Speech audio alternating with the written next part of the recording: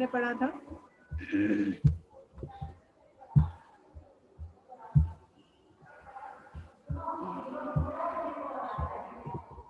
Last शायद सभी को याद होगा, हम लोगों ने पढ़ा था प्रॉपर्टी के बारे में कि प्रॉपर्टी का कुर्की किस तरह से किया जाता है ना। अब इसके बाद कई सारे सेक्शन है जो उसी से रिलेटेड है। आज हम लोग पढ़ेंगे कमीशन के बारे में। अगर उसके अलावा कोई सेक्शन ऐसे हैं जो किसी को समझने हैं तो आप बता दीजिए।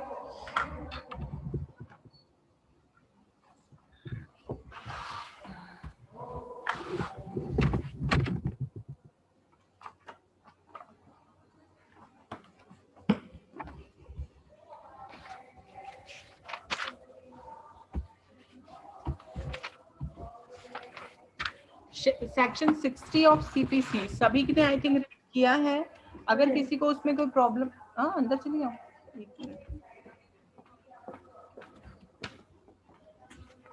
एक मिनट। हाँ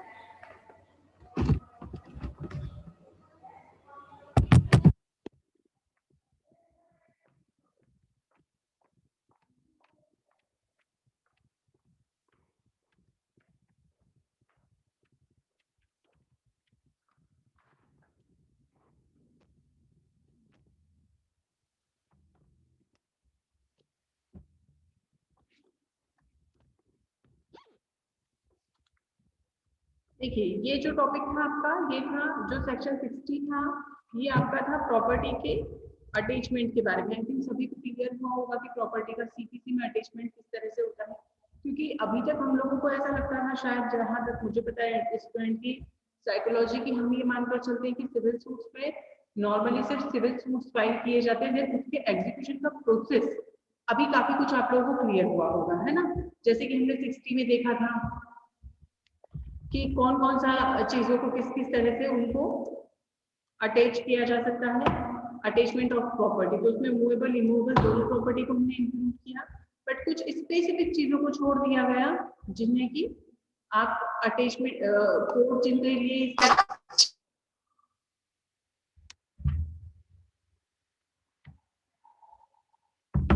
कोड जिनके लिए उन पर्टिकुलर चीजों के लिए अटैचमेंट का ऑर्डर नहीं दे सकती। ठीक है, अब इसमें कुछ सेक्शन है जो उसी से रिलेटेड है। जैसे कि 61 हम देखें कि partial exemption of agriculture produce, फिर seizure of property in dwelling house. तो ये कुछ कैसी चीजें हैं, जैसे कि अगर किसी भी व्यक्ति की, जैसे 62 हम देखते हैं, क्योंकि अगर इतना हर एक सेक्शन अलग अलग पढ़ेंगे तो अब एक महीना बचा है हम लोगों के पास आप लोगों का सिलेबस खत्म करने के लिए, और अभी कई सारे टॉपिक्स इंपॉर्टेंट हैं जो कि हमको पढ़ने हैं। तो ये सेक्शन आप लोग को थोड़ा सा रीड करना होगा, क्योंकि वो उसी के से जुड़े हुए, उसी से रिलेवेंट है। तो अगर वो चीजें रिलेवेंट है तो आई डोंट थिंक कोई प्रॉब्लम जाएगा। अब जैसे कि property of attachment in execution of degree और सेवरल कोर्स, अभी आप लोगों को पता ही है कि अगर कई न्यायालय की डिग्री के निष्पादन में की गई संपत्ति,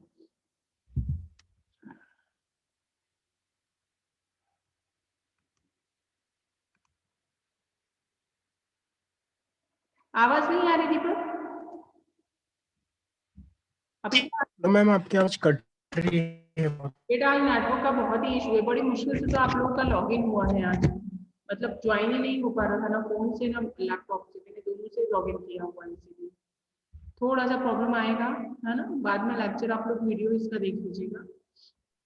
तो यहाँ पर 60 जो हमारा था वो मोस्ट इंपोर्टेंट पार्ट है सीपीसी का, जिसमें कि हम अटैचमेंट ऑफ प्रॉपर्टी को देखते हैं। अब उसी से रिलेवेंट है जितने भी सेक्शन है। तो अब जैसे 61 हुआ या 62 या 63, तो यहाँ पर ये सारी की सारी चीजें हैं किस चीज से रिलेवेंट, कि किस तरह से कब जब भी किसी प्रॉपर्टी को अटैच किया जाता है तो प्रोसीजर क्या होगा। तो यहाँ पर बस उसी से रिलेटेड चीजें, जो वास्ट स्टडी हमने 60 का किया है उसी से रिलेवेंट चीजें भी यहाँ पर बताई गई हैं। सबसे खास चीज, अब जो हमको मोस्ट इम्पोर्टेंट पार्ट पढ़ना है, ये सारे सेक्शन आप लोग रीड करेंगे, किसी को कोई भी प्रॉब्लम आता है आप मुझसे पूछ सकते हैं, है ना। अब जो टॉपिक हमको टॉपिक वाइज अगर हम पढ़ें तो पहले हम लोग ऑलरेडी, वैसे तो हम लोग पढ़ रहे थे कब आपका एग्जीक्यूशन, बट इसी के साथ अगर ये सेक्शन हम लोग, क्योंकि अभी आपका सीपीसी का प्रोसीजर वाला पार्ट चल रहा है, तो आपको बहुत अच्छे से ये चीज क्लियर हो जाएगी कि कमीशन क्या होता है। तो ये वाला पार्ट में चाह रही हूँ आज हम लोग, ये छोटा सा एक टॉपिक है इसको स्टडी करने। इसको हम लोग पढ़ते हैं ऑर्डर 26 के साथ। नोट डाउन कर लीजिए सभी लोग इसे। ऑर्डर 26, सेक्शन 75, 76, 77, 78, ये चार जो सेक्शन है ये कमीशन वाले हैं, क्योंकि अभी हम लोग ने जैसे पढ़ा कि क्या एग्जीक्यूशन के लिए हम किसी वेट कर दीजिए। प्रॉपर्टी को अटैच कर सकते हैं, क्या हम, किसको प्रॉब्लम हो रही है भाई, किसका माइक खुला है, माइक बंद रखिए अपना। तो यहाँ पर एग्जीक्यूशन वाले पार्ट पर जैसे हमने देखा कि क्या क्या चीजें हो सकती है, तो एक कमीशन वाला पोर्शन भी है जिसको कि समझ लेना बहुत जरूरी है। इसके पहले एक 74 आप देखिएगा, क्योंकि वो एग्जीक्यूशन वाला पार्ट भी है। रेसिस्टेंस ऑफ एग्जीक्यूशन, रेसिस्टेंस का मतलब होता है प्रतिरोध करना, लिख लेना इसको, ये मोस्ट इंपोर्टेंट पार्ट है। और अगर आप लोग बोलते हैं तो हम लोग पहले एग्जीक्यूशन वाले को ही पढ़ लें, आप लोग बता दीजिए आपको क्या पढ़ना है। कौन कौन है? अंकिता? नहीं अंकिता। आर्शिया, कमीशन पढ़ा दूं आज? वो साथ में फ्लो में चलेगा। क्या क्या? एग्जीक्यूशन वाला ही पढ़ लेते हैं मैम, क्योंकि वो फ्लो रहेगा तो अच्छा रहेगा फिर।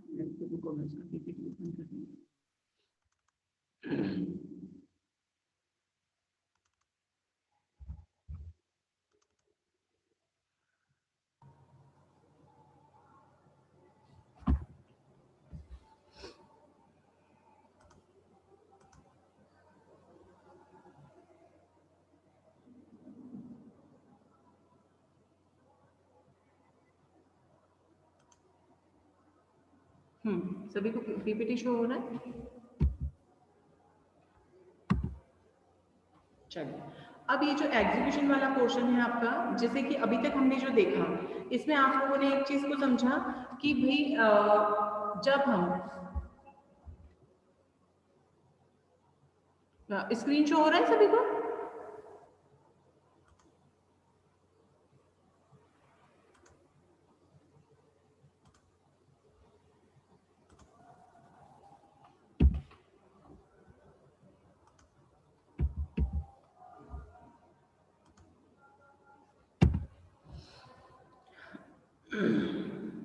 जब हम एग्जीक्यूशन में देखा हमने कि भाई अगर एग्जीक्यूशन वाला पार्ट एप्लीकेबल होता है तब उस कंडीशन में क्या क्या चीजें हो सकती हैं, ये हमने धाराओं में बहुत अच्छे से देख लिया है ना, कि ध्यान पैसों से रिलेटेड है,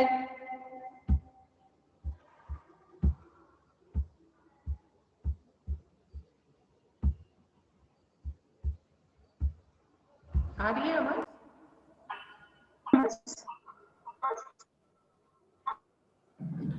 अब देखिए, execution when a person obtained a degree from of law against another person is next. क्या हो रहा है भाई?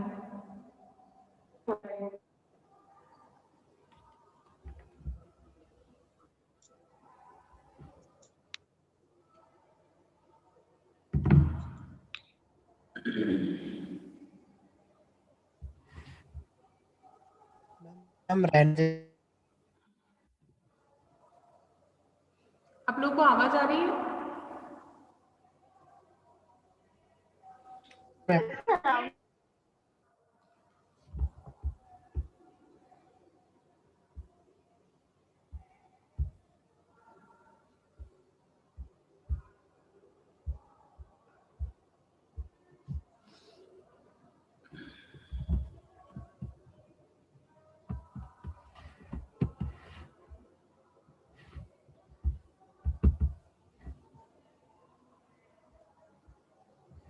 देखिए, एग्जीक्यूशन 21 में जो है उसमें कुछ ऐसी रीतियां, कुछ ऐसे मेथड बताए गए हैं।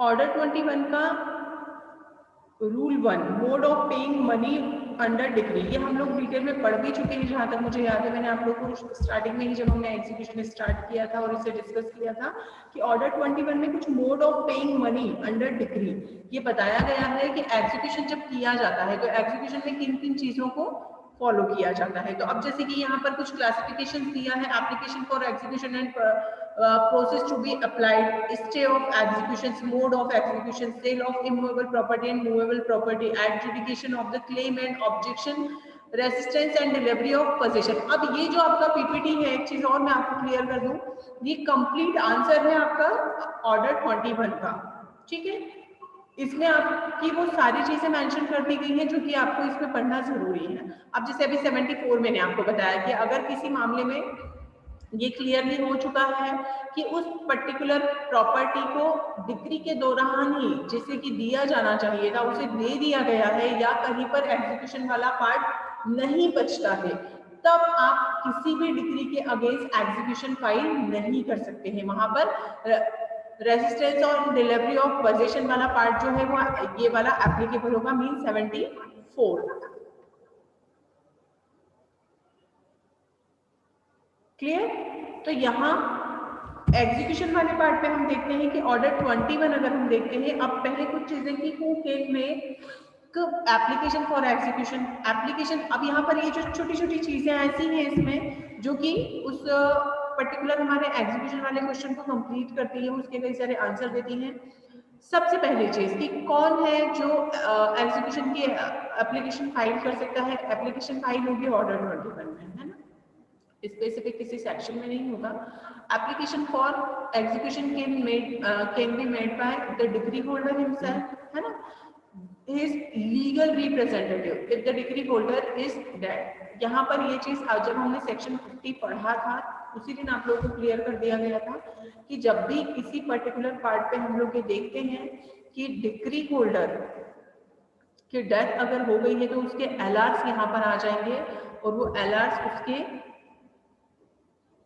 एज ए लीगल रिप्रेजेंटेटिव उसका एग्जीक्यूशन लगा सकते हैं।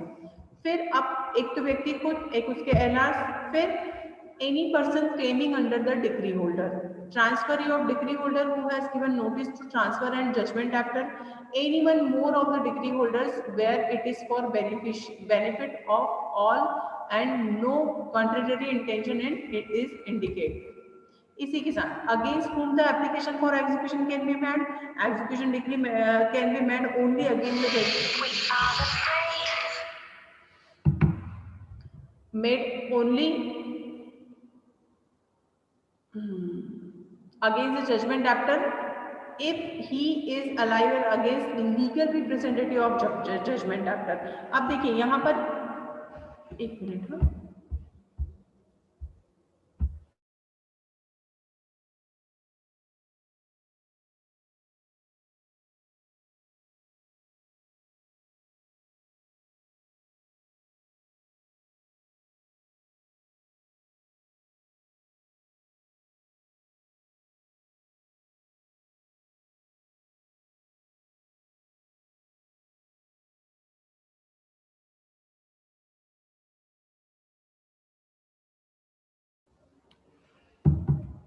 और इसी तरह what are the decrees that may be executed, the decree of the court against which no appeal has been made shall be executed after expiry of the limitation period। ठीक है, जहां पर कि अपील का कोई एक्सपायरी नहीं हुआ है वहां where a decree is reversed, modify and appeal, the only decree capable of the execution is the appellate court, but expectationally where the appellate judgment simply dismiss the appeal, general rule of the that the appellate decree alone is the executed does not apply, the court should to look at the later decree for the information of its contents। यहाँ पर सबसे पहले हमें ये देखना है कि कुछ चीजें मैटर करती हैं।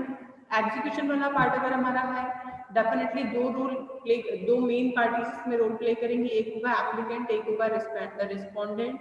रिस्पोंडेंट में डिक्री होल्डर और जजमेंट डैप्टर। अब जजमेंट डैप्टर के अगेंस्ट आप एग्जीक्यूशन का जब सूट फाइल करते हैं जब भी हम किसी आज्ञप्ति के फेवर में अपना निष्पादन की कार्यवाही करते हैं, उस समय ये चीजें जरूरी हैं कि क्लियर हो जाए कि आपने जब वो सूट फाइल किया है या जो पिटिशन या एप्लीकेशन फाइल की है, वो एप्लीकेशन के साथ ये देखा जाता है कि किसके अगेंस्ट इसे फाइल किया जाना है।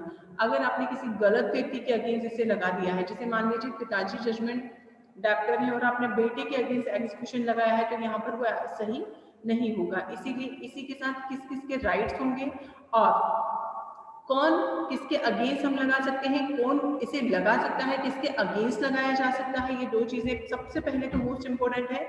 उसके बाद किस किस तरह के लिए डिग्री, कौन सी चीजें ऐसी हैं जिसे कि एग्जीक्यूशन के लिए लगाया जा सकता है। अब मान लीजिए कि कोई डिग्री आपको मिला है और अपील लगाई गई है। अब अपील अगर लगा दी गई है, जब तक कि उसका एक्सपायरी नहीं हो जाता, उसके पहले आपने अपील फाइल कर दिया, तो यहाँ पर अपील को सुना जाना बहुत मैटर करता है।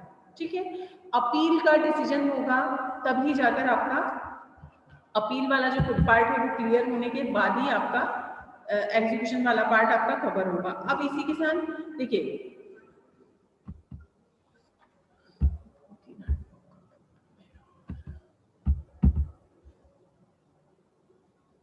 अब what are the modes of execution of a decree. अब यहाँ पर कुछ ऐसी चीजें हैं कि किस किस तरह से आपका जो ऑर्डर 21 के रूल 1 में बताई गई है कि किस किस तरह से किसी डिग्री को इन्फोर्स किया जा सकता है ना। यहाँ पर सबसे मेन चीज कि हमारे पास अगर कोई डिग्री है तो हम जब उसका एग्जीक्यूशन लगाते हैं तो कौन कौन से ऐसे मेथड हो सकते हैं, कौन कौन से ऐसे तरीके हो सकते हैं। By delivery of any property, specific जिस चीज को डिग्री में मेंशन किया गया है, ये सारी चीजें हमने पढ़ी हैं। Attachment, arrest, detention, appointing a receiver और effecting partition, any such manner which the nature of relief requires. Section 51 of CPC laid down the court may an application of degree holder subject to such condition and limitation as may be prescribed. The court may on the application of the degree holder ordered execution of the degree. यहाँ पर ये जितनी भी चीजें यहाँ mention की गई हैं, ये सारे के सारे वो तरीके हैं जिसके थ्रू हम किसी भी डिग्री को एग्जीक्यूट करा सकते हैं। इसमें अगर किसी को भी डाउट है तो आप लोग पूछ लीजिए अभी के अभी।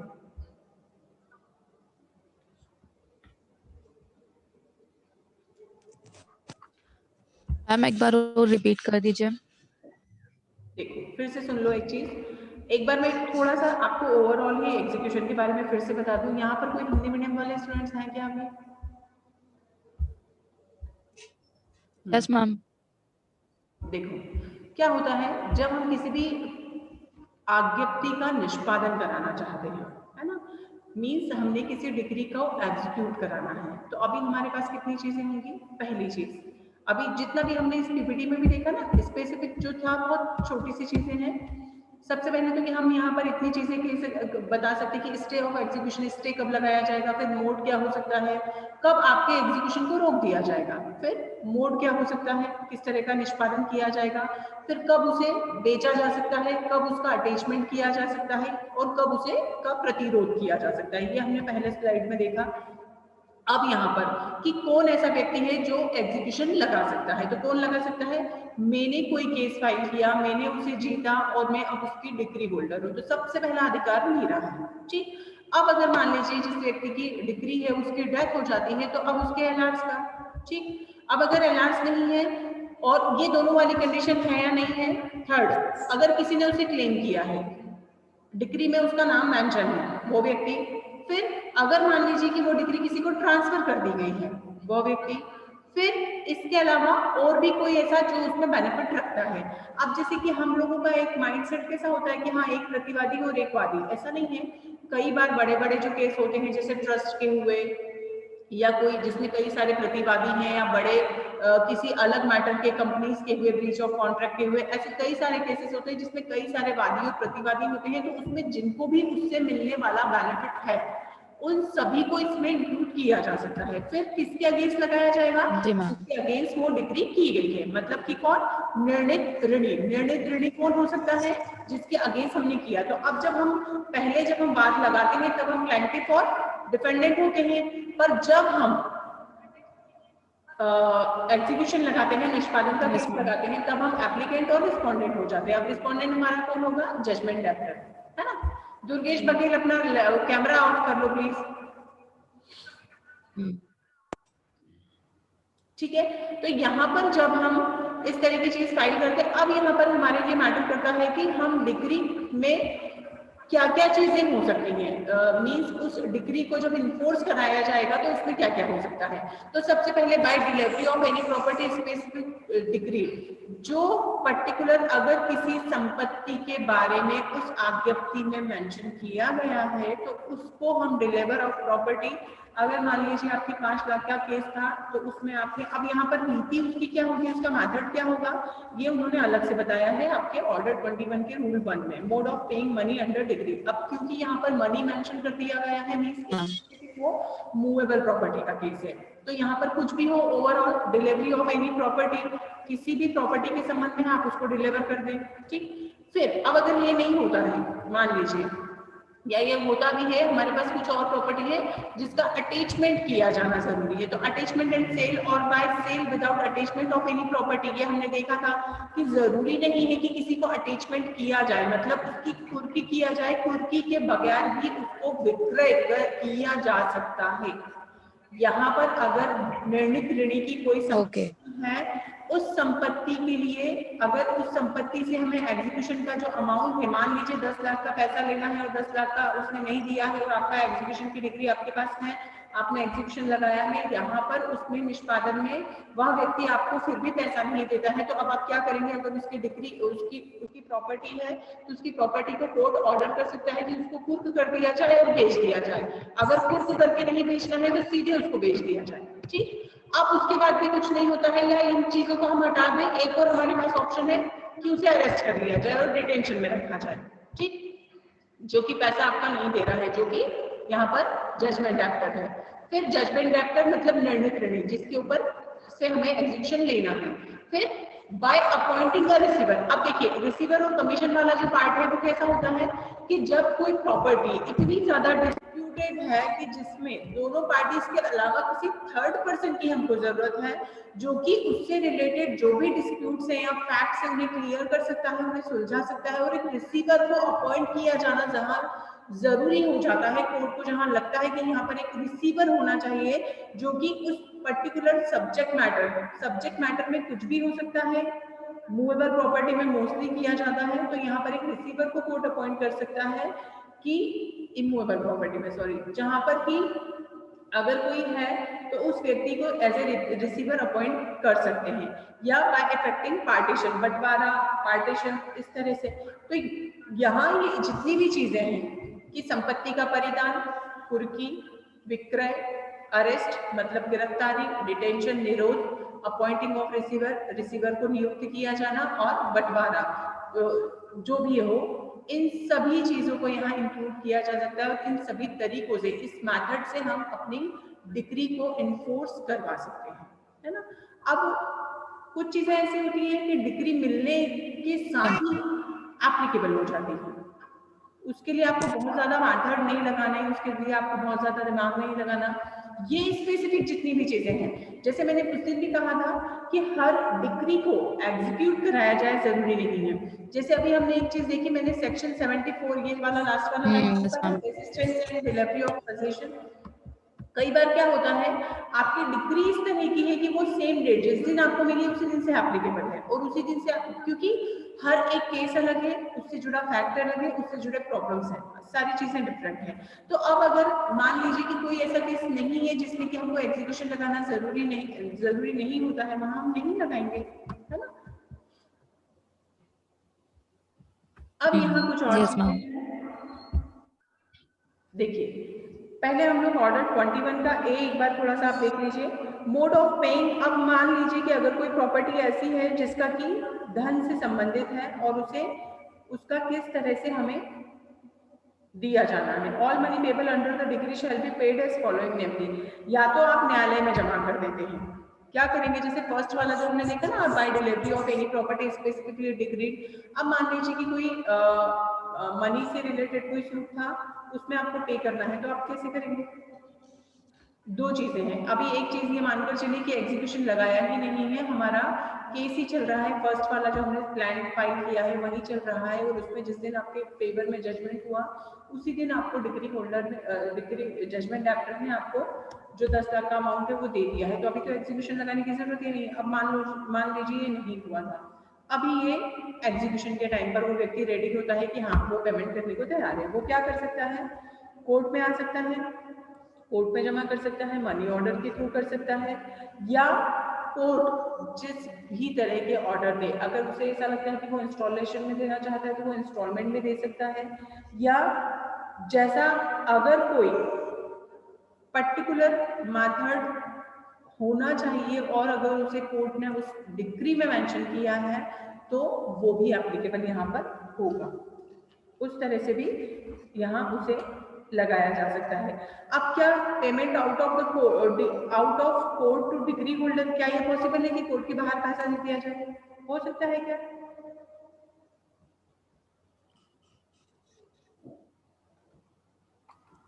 क्या ये पॉसिबल है?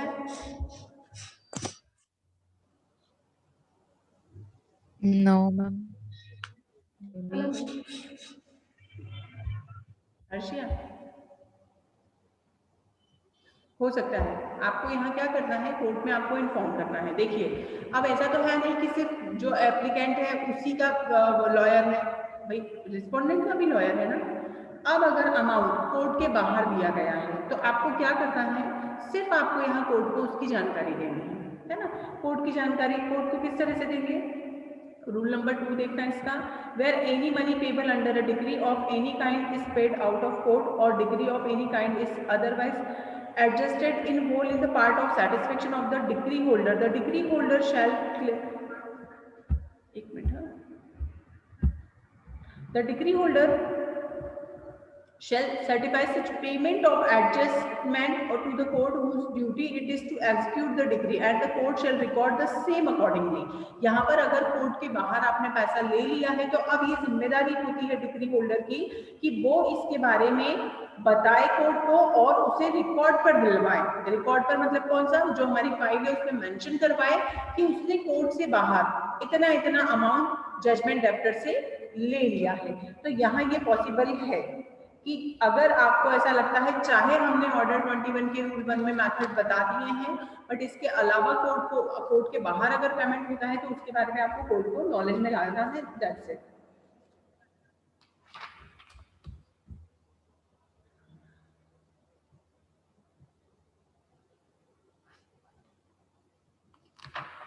अब देखिए कुछ चीजें हमने पढ़ी थी, जैसे कि डिग्री के बारे में हमने पढ़ा था, इसी तरह इसका है ना 70 इसका 5 देखिएगा, अगर डायरेक्ट आपके पास है तो मोड ऑफ ट्रांसफर, जहां पर किसी where a decree is to be sent for execution, क्या ये पॉसिबल है कि किसी डिग्री को दूसरे न्यायालय में भेजा जाए? तो यस, हम लोग पढ़ चुके हैं सारी चीजें, इसमें कोई कंफ्यूजन नहीं होना चाहिए। Yes, ma'am. जितने भी सेक्शंस हमने पढ़े थे उन सब में ये सारी चीजें पढ़ी थी। तो जहां डिग्री निष्पादन के लिए दूसरे न्यायालय में भेजी जानी है, वहां न्यायालय जिसने ऐसी डिग्री पारित की है डिग्री को सीधे दूसरे न्यायालय भेजेगा, चाहे दूसरे न्यायालय को उसी राज्य में स्थित हो या नहीं।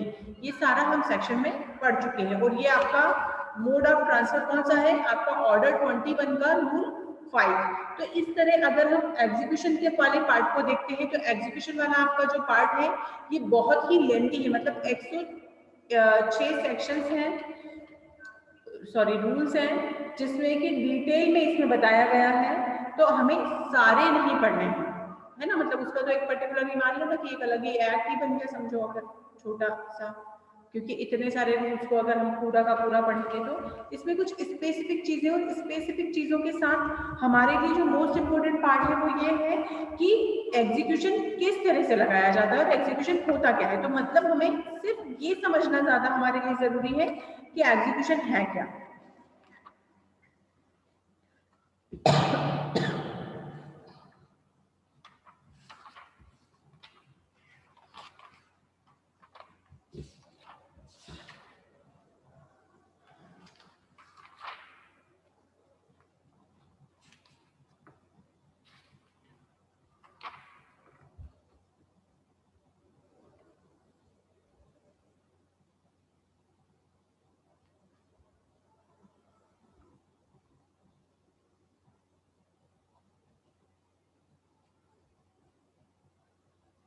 अब देखिए, अब अगर हमने पहले तो ये देखा कि अभी जो एग्जीक्यूशन क्या है और एग्जीक्यूशन का हमने 1 और 2 में देख लिया कि अगर कोई पेमेंट से रिलेटेड केस है तो उसका पेमेंट किस तरह से होगा।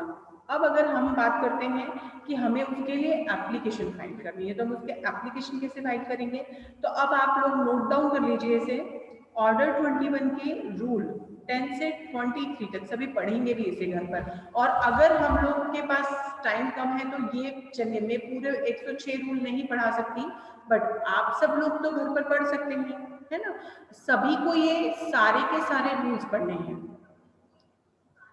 ऑर्डर 21 के सारे रूल्स इसलिए पढ़ने हैं क्योंकि एग्जीक्यूशन अगर आप समझ लेते हैं तो इन फ्यूचर जब आप प्रैक्टिस करेंगे कोर्ट में तो आपको कहीं भी प्रॉब्लम नहीं आएगा।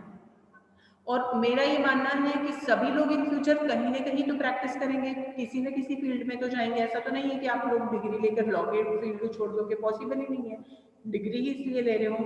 तो यहाँ आपको ये आपकी खुद की रिस्पॉन्सिबिलिटी है कि आपको यहाँ से सेल्फिश होकर कितनी चीजें लेनी है। तो यहाँ जब आप ऑर्डर 21 पढ़ते हैं तो उसके साथ पूरे के पूरे सारे रूल्स एक बार आप रीड करेंगे, ठीक है, पूरे 106। ये आपको खुद के लिए पढ़ना है, एग्जाम के लिए नहीं, ठीक। अब जैसे मैंने कहा कि निष्पादन के लिए आवेदन, एप्लीकेशन फॉर एग्जीक्यूशन कहाँ फाइल होगा, किस तरह से होगा, तो पूरा का पूरा प्रोसीजर कहाँ बताया है उन्होंने, ऑर्डर 21 के रूल 10 से लेके 23 तक बताया गया है कि एग्जीक्यूशन के लिए जो एप्लीकेशन है उसके प्रोविजंस क्या होंगे। अब क्या सिर्फ ओरल हो सकता है, इज इट पॉसिबल, या राइटिंग में होगा, और अगर राइटिंग में होगा तो किस तरह से होगा, क्या जैसे कि हम लोग कोई प्लांट लगाते हैं या सिविल सूट फाइल करते हैं उस तरह से होगा क्या। तो कल सब लोग ये पढ़ेंगे, पढ़कर आएंगे सारा का सारा, और कल हम लोग एग्जीक्यूशन वाला पार्ट खत्म करेंगे, चाहे हमको एक और लेक्चर रिपीट करना पड़े।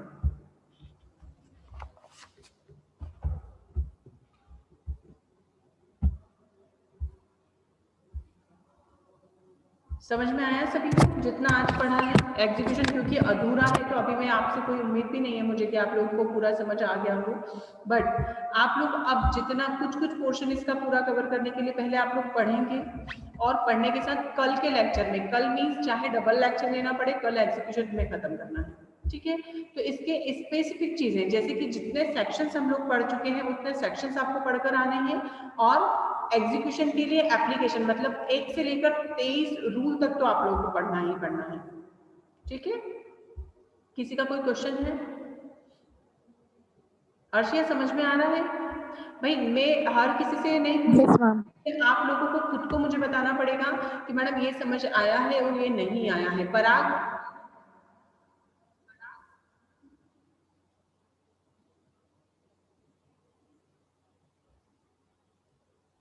आधे लोग आंसर भी नहीं करते हैं, मीन्स आप लोग